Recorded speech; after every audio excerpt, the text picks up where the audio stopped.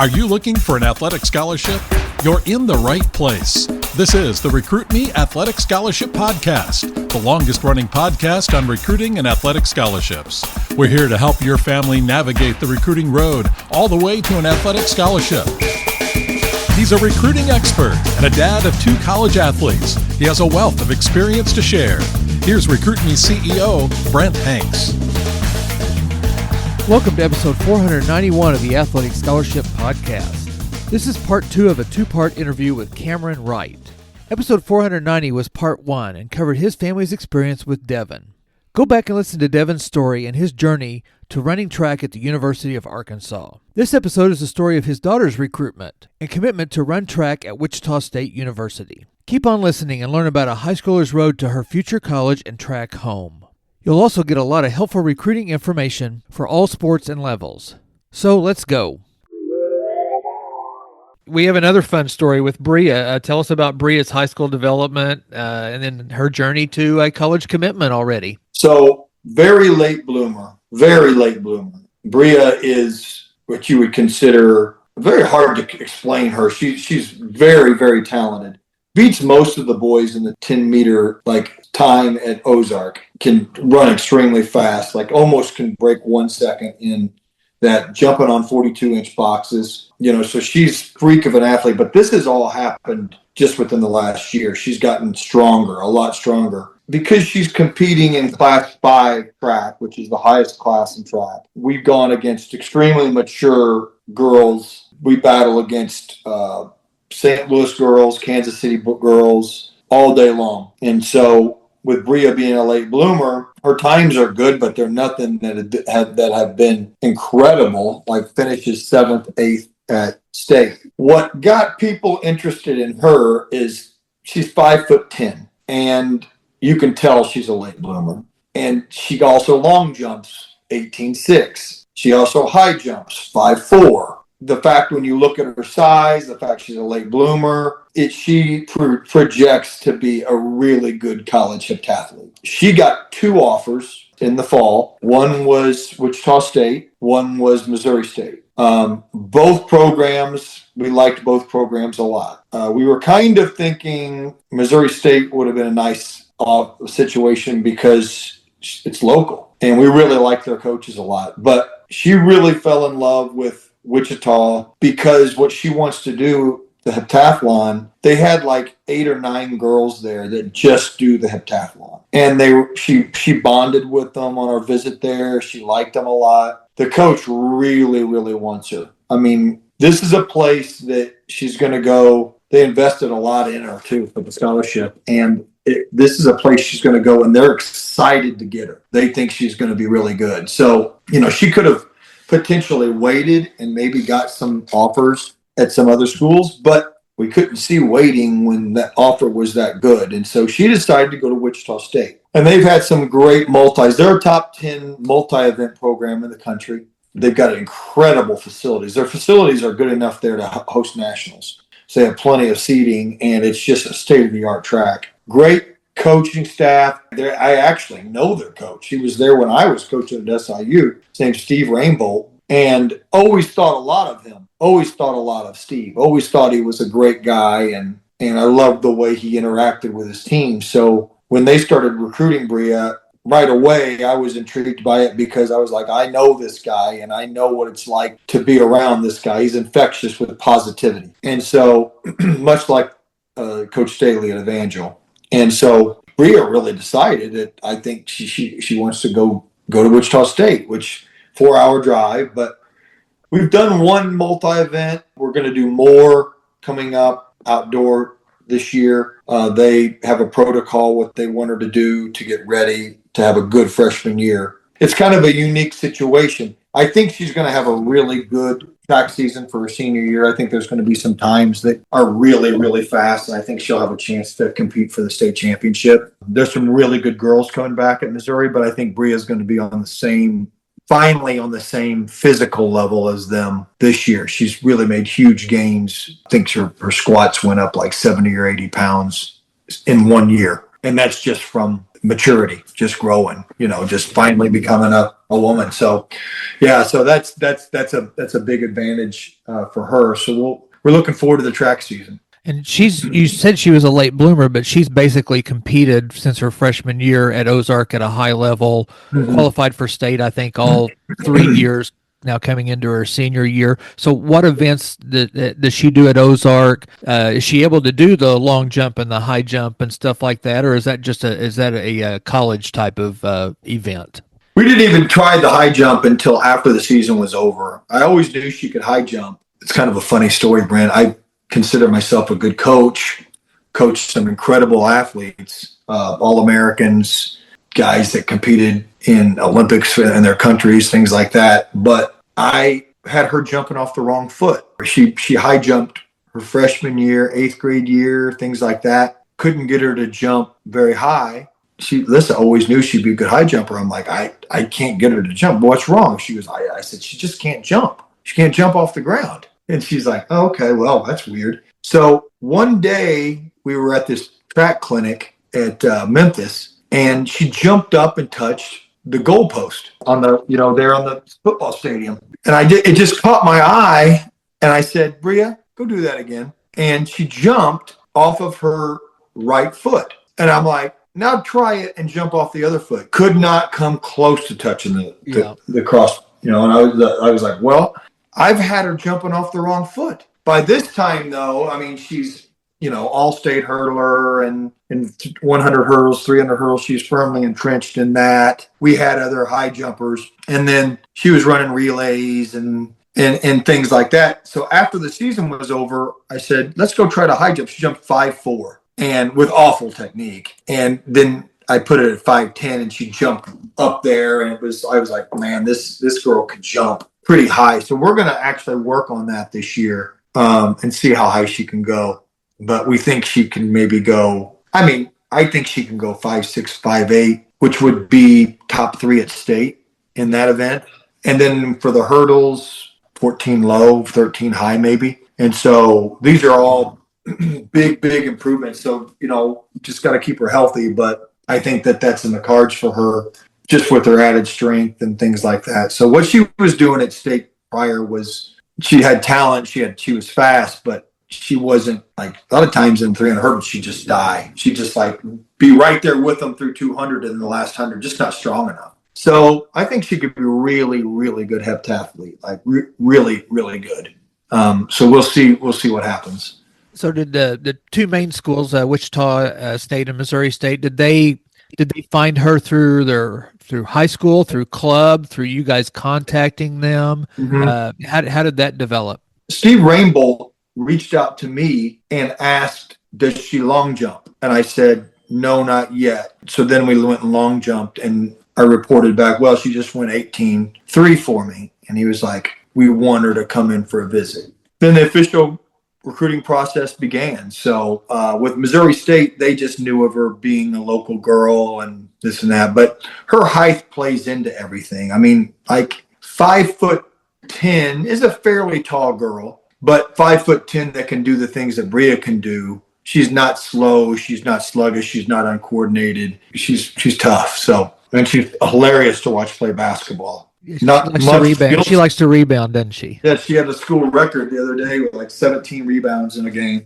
But she probably missed every layup she tried in that game too. But no, that's not true. She hit a few of them. But it's a trip. It's like watching Dennis Rodman play out there. So a little bit of your knowledge from your past track and field that kind of helped in maybe getting her recruited in the heptathlon rather than maybe just a couple individual events because she's so broad in her activities.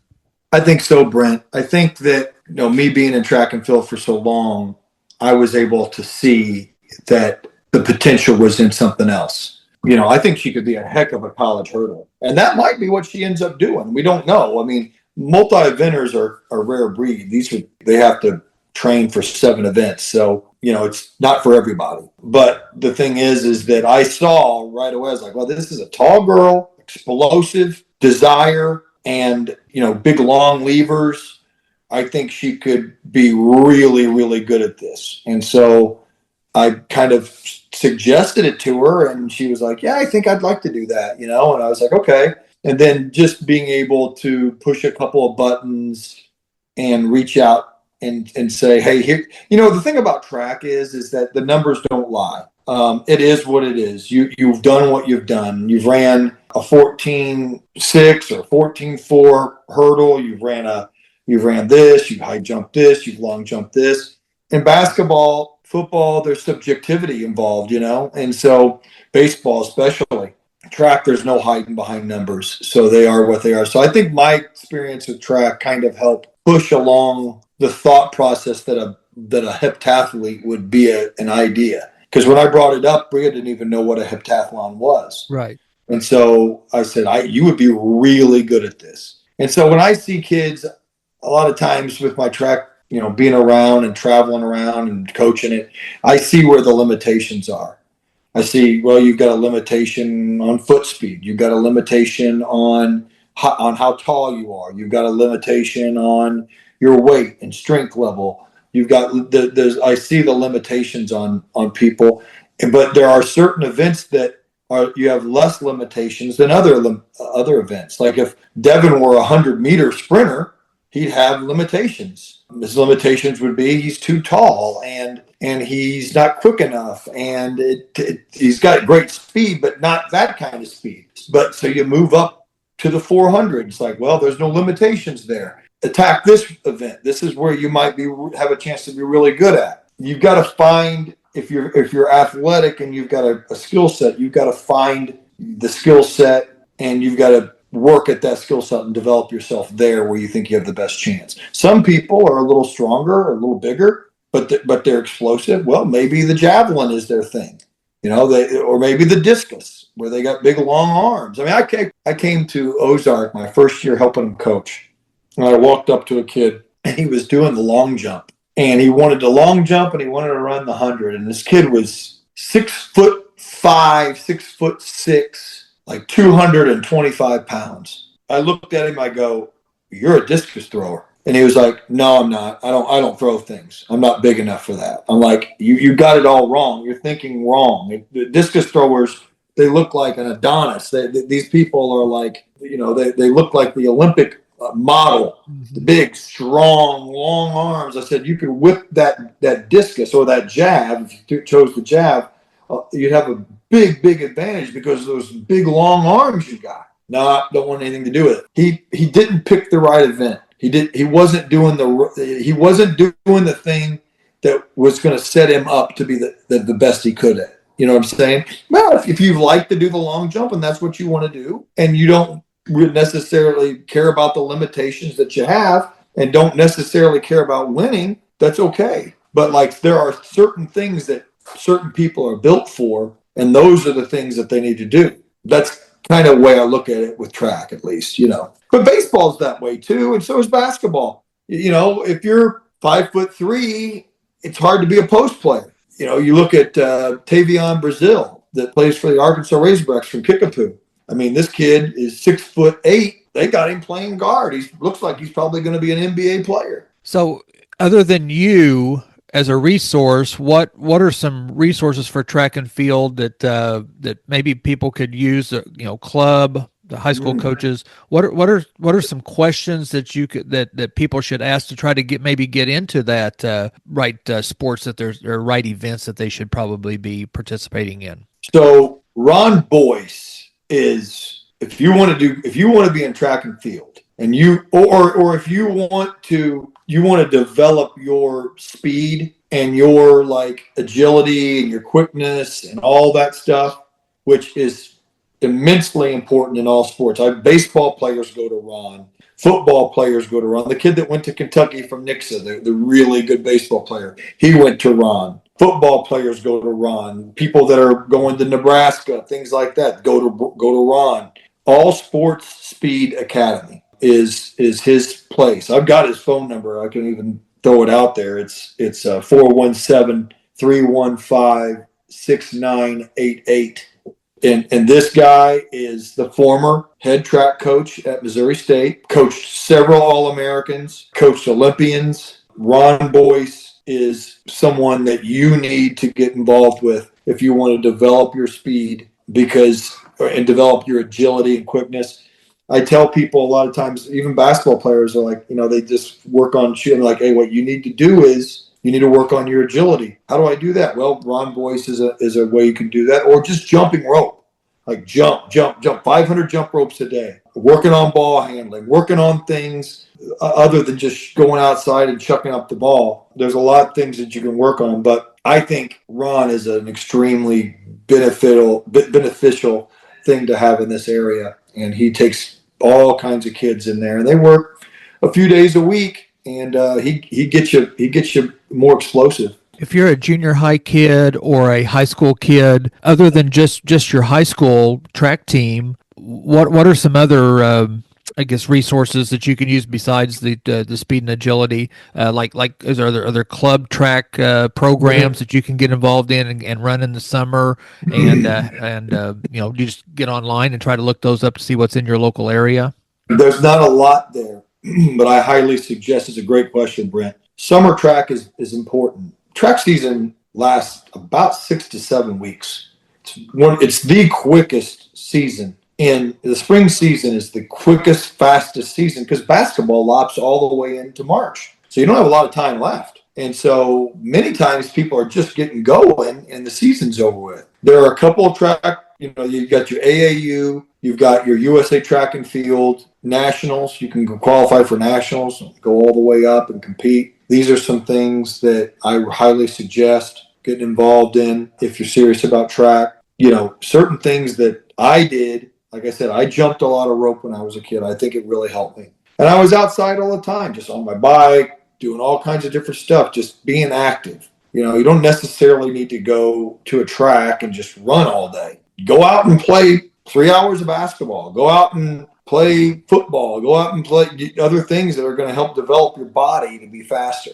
Basketball is a great sport to improve agility, quickness, explosiveness. But I think getting involved in some summer track programs around here would be big. Competing at what we call it the national circuit, which is a state meet, district meet, national meet, and qualify each one to go through and eventually get to the nationals. And they have different qualifications every 2 years. They branch them out to 2 years all the way down to like 7 years old. It's just you can get kind of burnt out on things too. Track is a sport that you can be a late bloomer. Devin would never be able to show up to Evangel in basketball, not playing since 8th grade, and be the best basketball player in NAIA.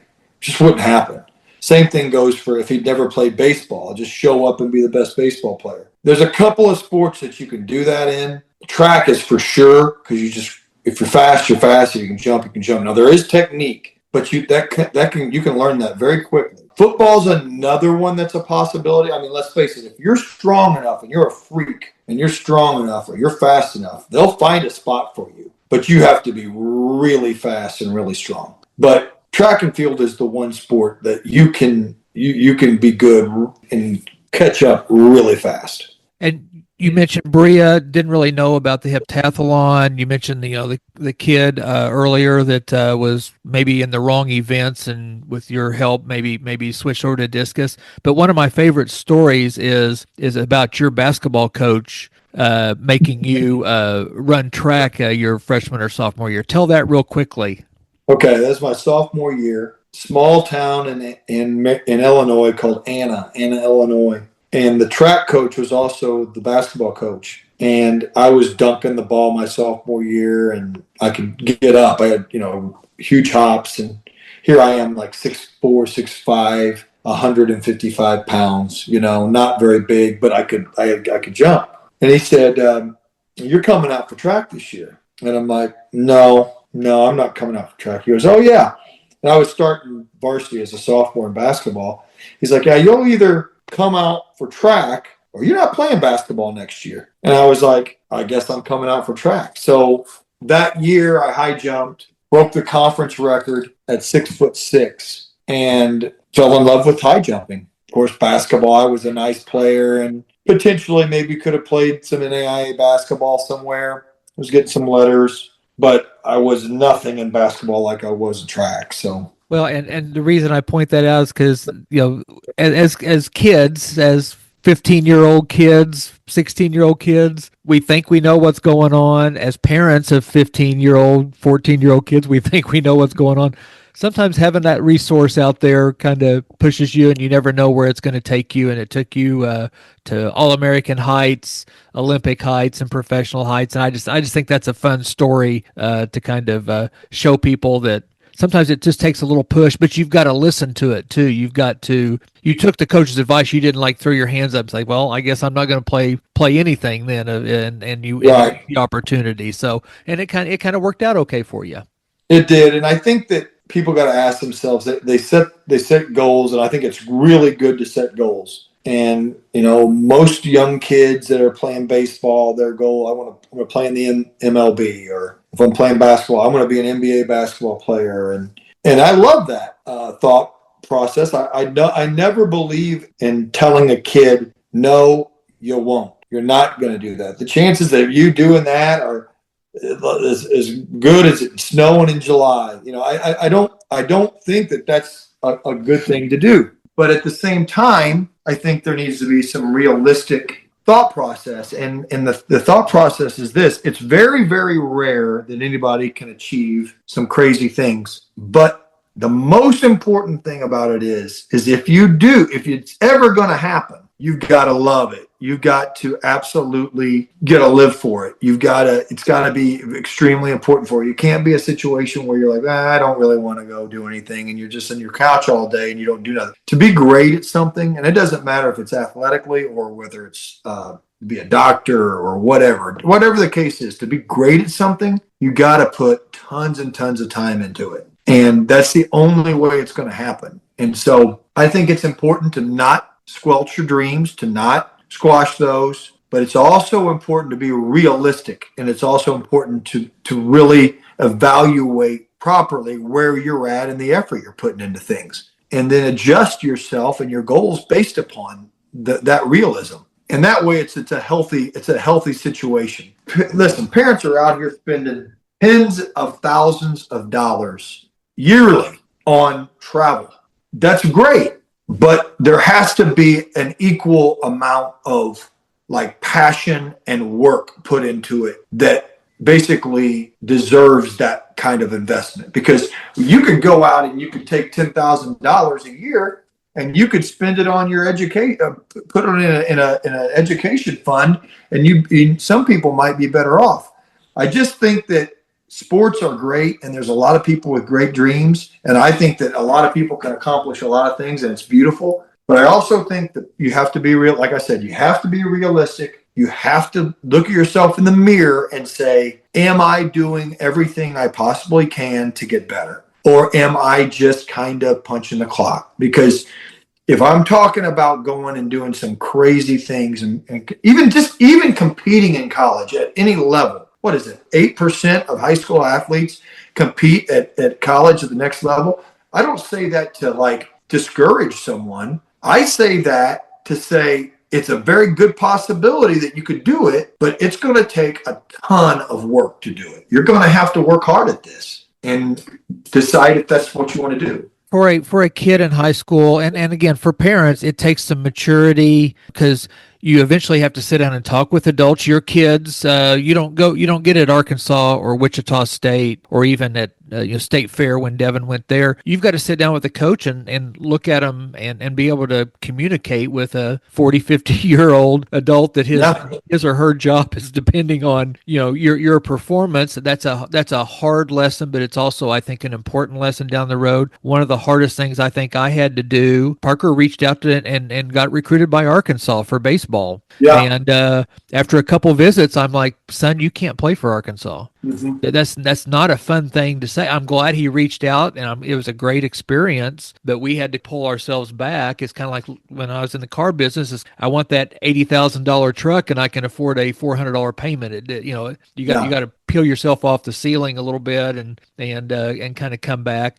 And, I love Devin's story because he was realistic on what he could do baseball wise, and then everything else just developed. If he would have gone out and probably tried to do baseball up over his level, his whole story may be different. One more thing too is that I want to add is attitude is everything. And if you think that you can hide from attitude, these coaches, I would look at people's attitudes and I wouldn't recruit them if they had a bad attitude. Right. I don't want to be around someone that has a bad attitude, that feels like they're a prima donna. They're looking at things like, how do you respond to your coach? How do you respond to your parents? How do you talk to your parents? How do you warm up? When Devin went to Arkansas, when he was running for Evangel, the Arkansas coach noticed how he warmed up for the meet. He was sitting there watching in the warm-up area, watching him warm up. And he was like, this kid is serious. And then he went to the track and beat all of his kids. And he was like, that's the kind of guy I need on my program, is someone that's serious. Some kids are out there grabbing tail and not taking warm-ups very serious and jacking around. If there happens to be a coach out there and you do that, they won't even stay and watch the game. Good friend of mine was a scout for the Chicago Cubs. He said that 50% of the time he left before the game even started, just based upon how the athlete warmed up. All these little things make a difference. You got to ask yourself, how do you treat people? How do you treat your teammates on the floor? How do you treat your coaches? All this stuff people are looking at. Do you play defense? Do you just play offense, or do you play defense too? Do you share the ball? Are you happy with a 20-point game and you lost? Or are you devastated are you happy with a 14-point game and you won? It's like looking outside and seeing that the sky is blue, is how easy it is for college recruiters to see attitude and body language. They're masters at it, at looking at body language and figuring out what's going on in your head. It's amazing. In track and field, it's a timing thing. There's another kid out there like Devin. Oh, yeah. Someplace. Big time. So what makes him different, and why would Arkansas want to consider him? It's because they saw little things and saw where he could improve and his attitude and so forth. So that's what we talked to kids and families about. I said, there's another kid out there just like you. What's going to make you different? Are you wanting to go to this school? Or are you showing showing up to the field and doing things right and playing catch correctly or making your layups and warm ups or whatever? So I think that's an important thing to be able to pass along to people. Is it's not just the skill that they're looking for. They're looking for right now. It used to be a 4-year commitment. Now it's maybe we can get a kid for 2 years and then they're going to move on. But it's still that relationship that's going to, because they're there to win games. Right. That's what games and meets and so forth. And if they don't, and they don't want drama, and they don't need drama, games, and they don't want to deal with a lot of drama doing it, because there's enough people out there that you can go get somebody else that you don't have to deal with drama. Right. So that's a big factor. Well, Cameron, we could go on probably for another hour talking about our kids and all the possibilities. What we'll do is we'll let the kiddos do their thing, and hopefully have you come back and get a report on your kids and your family, and and we can pass along some more college experience, hopefully for people that are looking to go on and play, kids to go on and play in college, and just some great stories that you can pass along. And I enjoyed the time that we had here, and hopefully people will take something from this and help them in their recruiting journey. Thank you for what you do, Brent. This is a great service. It helps people. You're giving people very, very valuable information to help them get to the next part of their journey. Just cannot thank you enough for your willingness to do this. I know it's very time consuming, but it's a very needed service in this area. Well, have a great holiday, and I hope everybody stays healthy, and we'll see you on the golf course here pretty soon. Thank you to Cameron, and good luck to both Devin and Bria this year. Listen next week as we start the new 2026 year with episode 492 that will recap all the recruiting episodes from 2025. Thank you for listening to the Athletic Scholarship Podcast, and I'll see you next week.